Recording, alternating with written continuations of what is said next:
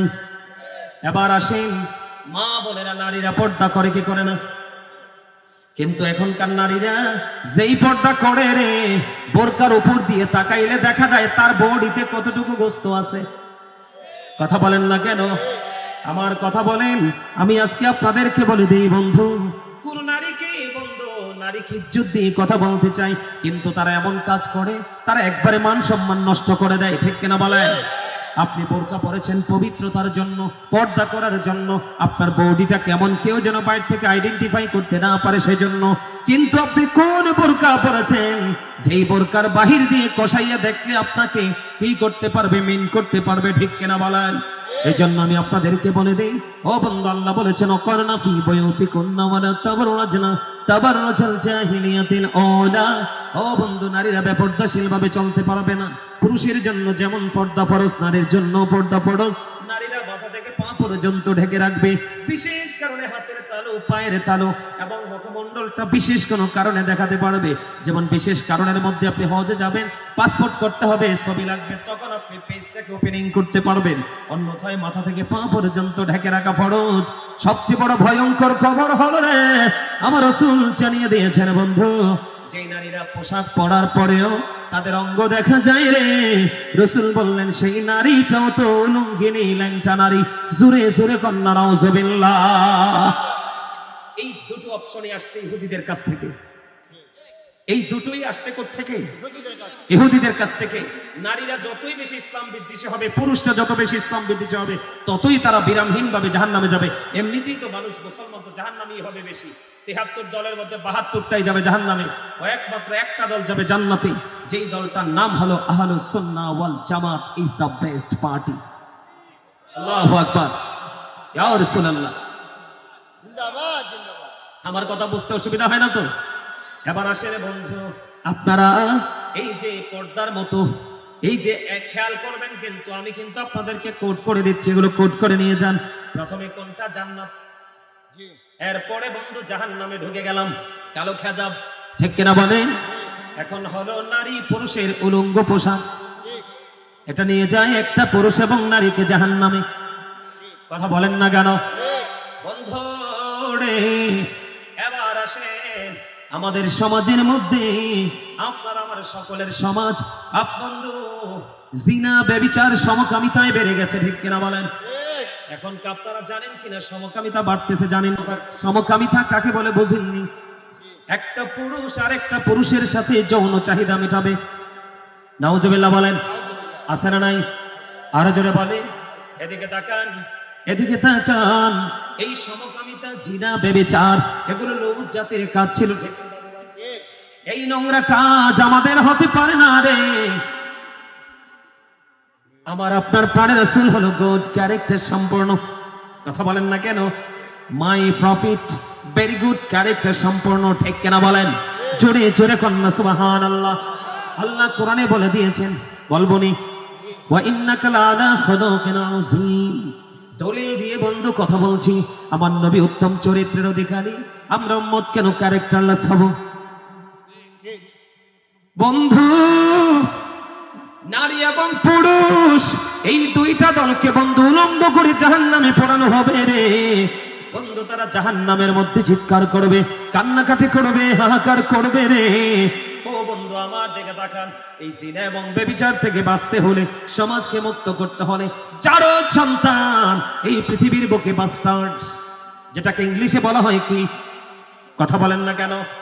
কি বলা হয়? আরো জোরে বলেন। বাস্টার্ড। বাংলাতে কি বলা হয়? জারজ সন্তান, পিতৃ পরিচয়হীন সন্তান। ঠিক কেনা বলেন? ওই সমস্ত সন্তান যত বেশি পৃথিবীতে আসবে রে, বাংলার জমিনে আসবে, ততই বাংলাদেশ অস্থিতিশীল হয়ে যাবে। ঠিক কেনা বলেন? এই এদের ঠিকানা হলো জাহান্নাম। ও বন্ধু, উলঙ্গ করে নারী পুরুষকে জাহান্নামে পোড়ানো হবে। জাহান্নামের ভয়াবহতা নিয়ে আমি একটু পরে কথা বলবো। আগে আমি আপনাদেরকে বলে দেই, আপনি যদি জিনা ব্যভিচার থেকে সমাজকে মুক্ত করতে চান, তাহলে বাবা মাকে সচেতন হতে হবে। Every parent should take care their children very carefully. প্রত্যেকটা পিতামাতার উচিত তাদের সন্তানের দায়িত্ব যত্ন সহকারে পালন করা। আর আমরা যারা সন্তান, we should Obi our parents, আমাদের প্রত্যেকের উচিত পিতা মাতাকে বন্ধু মান্য করা, কারণ মা বাবাকে মানা ফরজ, কষ্ট দেওয়া হারাম। ঠিক কথা বলে না কেন? ঠিক আমার দিকে তাকান, বিরক্ত হননি কোনো? কিনা কারণ কারণ আপনারা আমার মানুষ রে, আপনারা আমার ঘরের লোক, কারণ আপনাদেরকে বাঁচানো আমার আগের কাজ। মানুষ বলে আগে নিজের ঘরে বাতি দাও, তারপরে অন্য জায়গায়। কথা বলে না কেন? আমি আপনাদেরকে বলে দেই বন্ধু, যদি জিনা ব্যভিচার সমকামিতা থেকে সমাজকে মুক্ত করতে চান, তাহলে নারী মেয়ে যখন যৌবনে পা দিবে তাকে বিয়ে দিয়ে দেন। ছেলে যখন যৌবনে পা দিবে তাকে বন্ধ বিয়ে দিয়ে দেন। আর বলে হুজুর আমার ছেলে তো উপযুক্ত হয়ে গেছে গো। কি হয়ে গেছে? উপযুক্ত হয়ে গেছে। আমার ছেলে উপযুক্ত হয়ে গেছে, আমি বিয়ে দিতে পারছি না। অর্থনৈতিকভাবে সে শক্তিশালী কি? আপনি অর্থনৈতিকভাবে শক্তিশালী, কিন্তু ছেলেটা শারীরিকভাবে দুর্বল, তাকে বিয়ে করাবেন না। কিন্তু বন্ধু অর্থ নাই, সে শারীরিকভাবে শক্তিশালী, সে বিয়ের সময় কিন্তু মৌসুম পার হয়ে যাচ্ছে, কিন্তু মহারানা দিতে পারবে না, বিবিকে বিয়ে করে বন্ধু লালন পালন করতে পারবে না। সেই ক্ষেত্রে রাসূল বলেছেন বেশি বেশি করে রোজা রাখো। সুবহানাল্লাহ বলে। সময় মতো বিয়ে দিবেন, সময় মতো বিয়ে করিয়ে দেবেন, এই হলো একটা। এরপরেও কিছু কাজ আছে বন্ধু, আপনার আমার প্রাণের রাসূল তিনি বলে দিয়েছেন, একটা উপযুক্ত নারী আর একটা উপযুক্ত নারীর সাথে একই বিছানায় একই কাঁথার নিচে ঘুমাবে না। একটা পুরুষ আর একটা উপযুক্ত পুরুষের সাথে একই বিছানায় একই খাটে একই কাঁথার নিচে ঘুমাবে না। রাসূল বলে দিয়েছেন একজন যুবক আর একজন যুবকের লজ্জাস্থানের দিকে তাকাবে না। সুবহানাল্লাহ বলবেন না? এগুলা কি আমাদের বাঁচার রাস্তা কিনা? ও বন্ধু, হযরতে হাসান সুফিয়ান শাওরি রাদিয়াল্লাহু তাআলা আনহু তিনি বলে দিয়েছেন, আমি একদিন গোসলখানায় ঢুকলাম, ফুটফুটে সুন্দর একটা বাচ্চা, একটা কিশোর আমার গোসলখানায় ঢুকে গেল। তখন তিনি গোসলখানা থেকে দেখে দেখে বললেন, তুমি কে আছো রে তোমরা এখানে? আমার সাথে একটা ফুটফুটে বাচ্চা গোসলখানায় ঢুকে গেছে, ওই বাচ্চাটাকে তাড়াতাড়ি বের করে নাও, কারণ এই বাচ্চাগুলোর সাথেও থাকে শয়তান। আমি আপনাদেরকে আজকে বলে দেই, সমকামিতা থেকে বাঁচতে হলে একটা টেকনিক অবলম্বন করবেন। জিনা ব্যভিচার সমকামিতাতে আপনি যত বেশি যুক্ত হবেন, ততই বন্ধু আপনার জন্য দুনিয়াটা জাহান্নাম হিসাবে গড়ে উঠবে। বন্ধুরি আমার, যাদের গড়ে ফুটফুটে সুন্দর ছেলে বাবু আছে, কি আছে? 8 বছর 10 বছর এরকম আছে না? 7 8 বছর 10 বছর 12 বছরের বাচ্চা এখনো ভালো কিছু বোঝে না, সুন্দর ফুটফুটে ওই বাচ্চাগুলোকে একাকী নির্জনে কখনো প্রাপ্ত একটা যুবক ছেলের সাথে কখনো বিচরণ করতে দিবেন না। এগুলো আমার বানানো কথা নয় ও বন্ধু। আল্লামা ইবনে হাজার আসকালানী হাসান ইবনে জাকান রাদিয়াল্লাহু তাআলা আনহু থেকে তিনি বর্ণনা করেছে, আমার দিকে তাকান, তিনি বলেছেন সমকামিতা থেকে যদি বাঁচতে চাও, জিনা ব্যভিচার থেকে যদি তোমরা বাঁচতে চাও, তাহলে তোমরা একটা কাজ করবে। পৃথিবীর বুকে যারা ক্যারেক্টারলেস রিচ ম্যান আছে, তার মানে চরিত্রহীন ধনী লোক আছে, ওই চরিত্রহীন ধনী লোকের সন্তানের সাথে তোমার সন্তানকে মিশতে দিবে না, কারণ ধনী লোকের সন্তান ছেলে হোক মেয়ে হোক কোনো কলঙ্ক করতে তারা দ্বিধা করে না। কথা বলেন না কেন? আরো জোরে।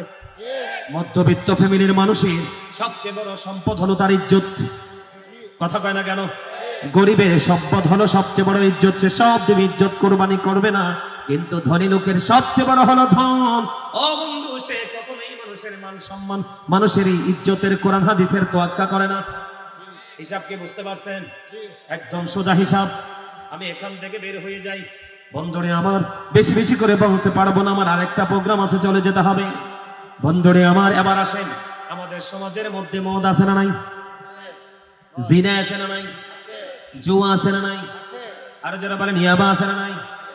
বন্ধুরে আমার, আমি আপনাদেরকে বলে দেই, এই যে নেশা, সকল নেশাই হারাম। কথা বলেন না? সকল নেশা কি ইমানদারের জন্য হারাম। ও বন্ধু, এই নেশা জাতীয় দ্রব্য আপনার সোনালী দিনকে ধ্বংস করে দিবে, সমাজকে অস্থিতিশীল করে দিবে, আপনি সোনালী স্বপ্ন দেখা থেকে বঞ্চিত হয়ে যাবেন। ঠিক কিনা বলেন? পবিত্র কাজ থেকে আপনি বন্ধু দূরে থাকার জন্য পবিত্র কাজ থেকে দূরে থাকার জন্য আপনাকে এই কাজগুলো নিরুৎসাহিত করবে। সবচেয়ে বড় কথা হলো ও বন্ধু, ইমাম আযম আবু হানিফা রাহমাতুল্লাহি আলাইহি তিনি বন্ধু বলে দিয়েছেন, তোমরা যখন কাউকে নেশা করতে দেখো তোমরা তাকে 80টা দৌড়া মারো। কেন গো, কেন গো? তাকে 80টা দৌড়া মারতে হবে এই কারণে, যখন একজন মানুষ নেশা করবে তখন তার সেন্সলেস হয়ে যায়, তার বিবেকটা বিকৃত হয়ে যায়। তখন সে জিনার মতো, ব্যভিচারের মতো নোংরা কাজে সে লিপ্ত হয়। ঠিক নিও, আরো জোরে বলে। বন্ধুরে আমার, আল্লাহ রাসূলকে একজন প্রশ্ন করলেন, ইয়া রাসূলুল্লাহ মদ। রাসূল বললেন মদ হারাম। কে? মদ হারাম। তিনি বললেন আমি যদি ঔষধ হিসেবে তৈরি করি। আমার রাসূল বললেন হারাম জিনিস দিয়ে কখনোই ঔষধ তৈরি হতে পারে না, হারাম জিনিস কখনোই ইমানদারের জন্য মেডিসিন হতে পারে না। এটা হারাম তো হারাম, ঠিক কিনা বলেন? আরো জোরে বলেন। নারে তাকবীর, নারে রিসালাত। ইয়া রাসূলুল্লাহ, আহলে সুন্নাত ওয়াল জামাত, আপনারা কি আমার কথাগুলো শুনে শুনে বিরক্ত হচ্ছেন না ভাল লাগতেছে? সবার কাছে ভালো লাগতেছে তো? কি নেশা করলে দেখবেন তার মাথা আর ঠিক থাকে না, তখনই সে কি করবে না করবে সে বোঝা। এই জন্য জিনা করলে, নেশা করলে তাকে কি দাও? 80টা দৌড়া দাও, ঠিক করে বলেন। এখন তো মদকুর জিনাকুর নেশাখোরের হাতে ক্ষমতা যেতে চায়, ঠিক কিনা বলেন? ওমা এটা আমার কথা না, রাসূল বলেছেন তোমরা কিয়ামতের আলামত দেখতে পাবে তখন যখন আমানত ধ্বংস হয়ে যাবে। রাসূল গো, এটার মানে কি? অযোগ্য লোক ক্ষমতায় যাবে, তার মানে characterless people will come in national power. চরিত্রহীন লোক যাবে জাতীয় ক্ষমতায়। এখন দেখবেন ভদ্র লোকেরা কিন্তু ক্ষমতার জন্য পারাপারি করে না, ম্যাক্সিমামই চরিত্রহীন লোক ক্ষমতায় যাওয়ার জন্য কি করে? লাফালাফি করে। কারণ হ্যাঁ তো মনে করে দুনিয়াটাই আসল, কিন্তু সূরা আলে ইমরান 185 নম্বর আয়াতের শেষ অংশে আল্লাহ বলেছেন ওয়ামাল হায়াতুদ দুনিয়া ইল্লা মাতাউল গুরুর। এই দুনিয়ার জিন্দেগি এটা একটা ধোঁকা, এই দুনিয়াটা একটা প্রতারণা, ঠিক কিনা বলেন? আর জোরে বলেন। ও বন্ধু, ও বন্ধুরে, আমাদের দেশে ম্যাক্সিমামই বন্ধু চেয়ার পাইলে চেয়ারশো বিক্রি করে দিতে চায়। কথা কয় না কেন?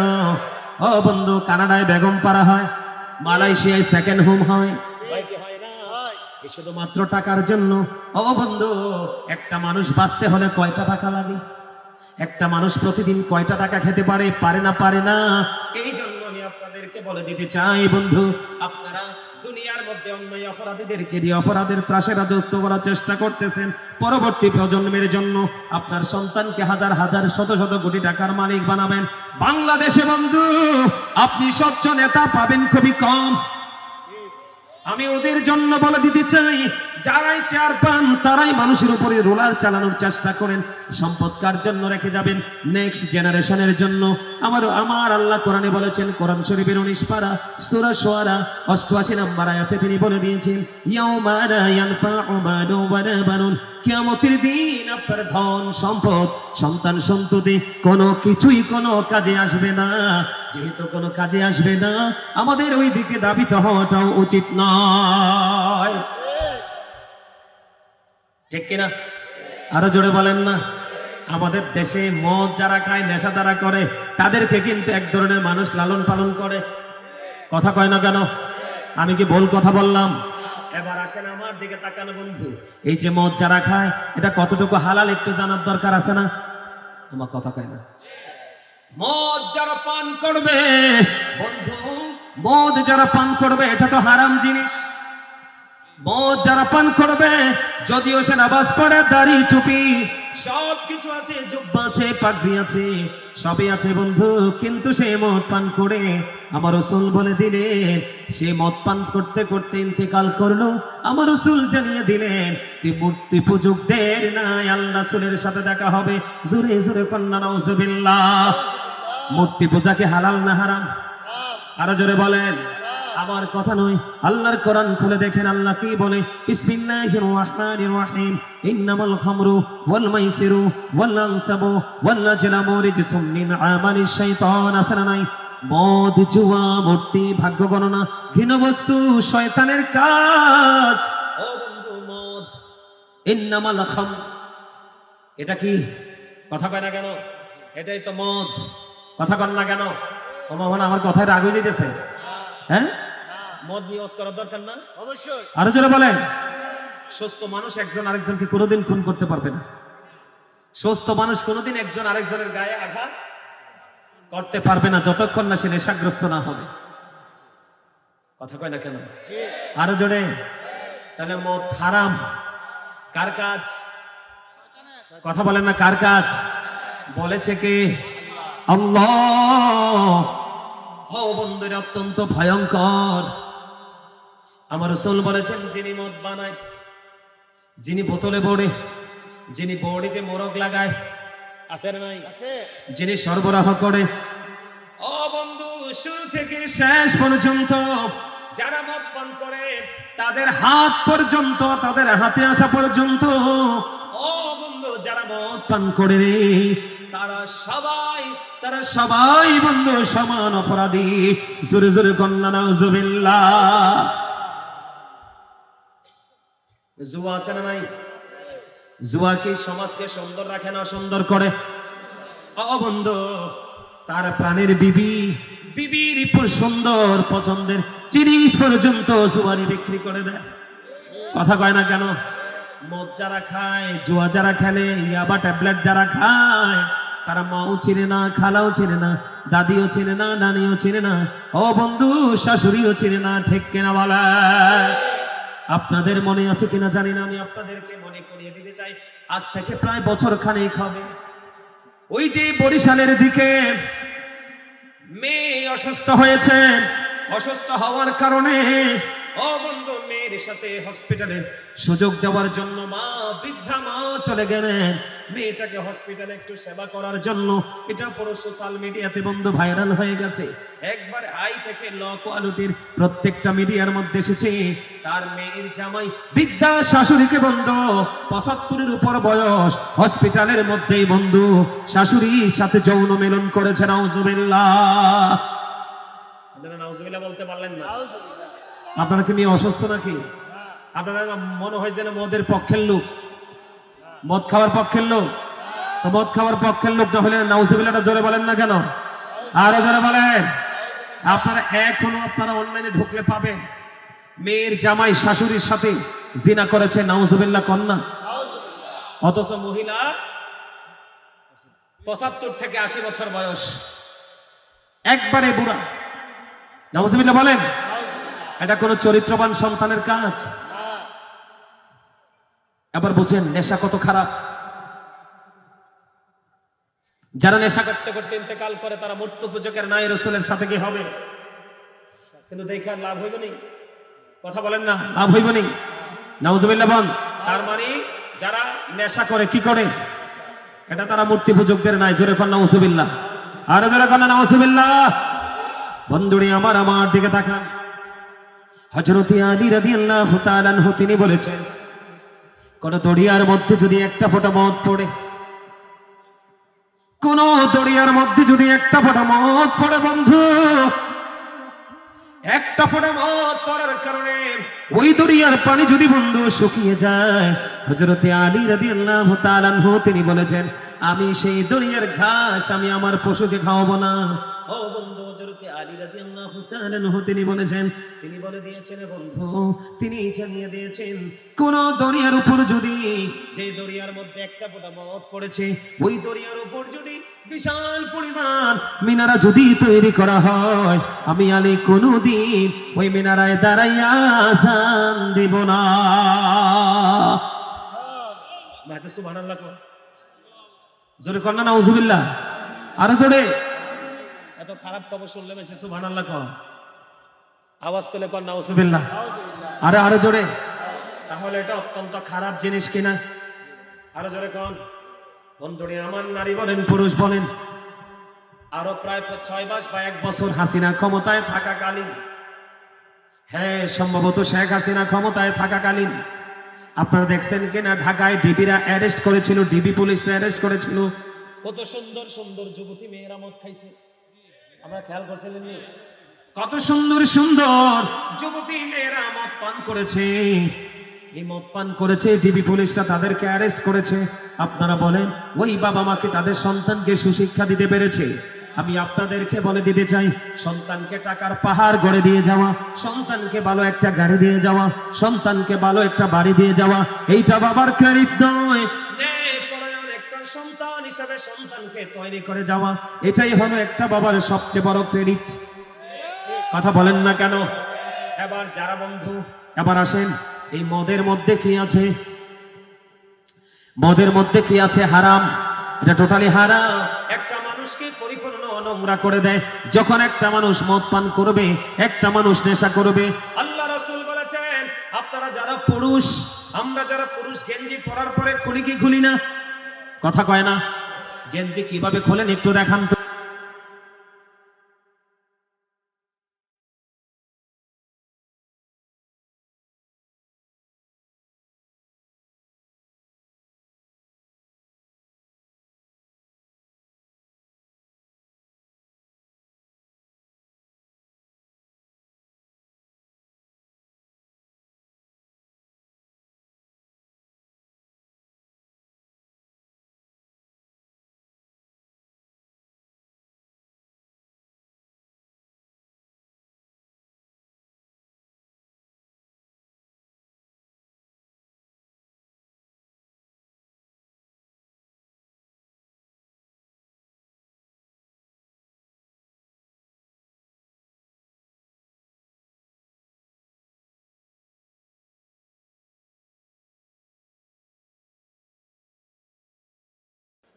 রাস্তায় হাঁটতে হলে তোমার কি হক আছে বলো, বলতে পারবে না। বাবা মার সাথে কিভাবে ব্যবহার করতে হবে বলো, বলতে পারবে না। ঘুমাইতে গেছো, কিভাবে ঘুমাতে হবে তুমি বলো, সেটা বলতে পারবে না।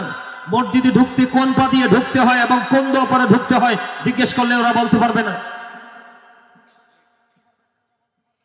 কারণ এখনকার যুবকদের নিত্যদিনের সঙ্গী হলো এটা। তোমরা আখেরাতে ওইটাকে বকে নিয়ে জান্নাতে যাবে। বাবারে কেনার আগে নাউজুবিল্লাহ কইছেন, হাত তোলেন। একদম ঠিক আছে, একদম my dear younger brother, absolutely right. আলহামদুলিল্লাহ বলেন। যুবক, পৃথিবীর সব জায়গায় মোবাইল নেওয়া যায়, তুমি কবরে যাইতে মোবাইল নিতে পারবা না। তাহলে তোমার এটার সাথে কিসের প্রেম? কিসের প্রেম এটার মধ্যে?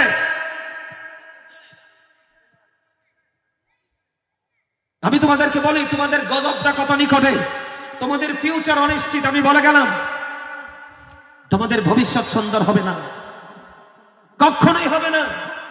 কারণ আমাকারু আমাকার আল্লাহ আল্লাহু খায়রুল মাকিরিন। শ্রেষ্ঠ ক্ষমতার মালিক কে? কে পাওয়ারফুল? কে? তোমাকে আমাকে পাঠাইছে কে? তোমার নিয়ামত চাইলে দিবি কে? কিন্তু আল্লাহ তো চ্যালেঞ্জ করেছে তোমাদেরকে। আল্লাহ কি করেছে? কথা বলেন যুবকরা, কথা বলেন। আল্লাহ আপনাদেরকে চ্যালেঞ্জ করেছে। কি চ্যালেঞ্জ জানেন? আল্লাহ বলেছেন, remember me then I will remember you.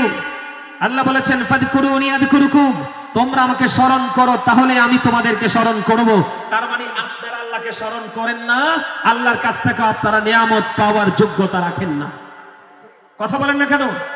তারপরেও কিন্তু মালিক যেইভাবে খাওয়ানোর খাওয়াচ্ছে। কথা বলেন না কেন? খাওয়াচ্ছে কিনা? আমার দিকে তাকান বন্ধু।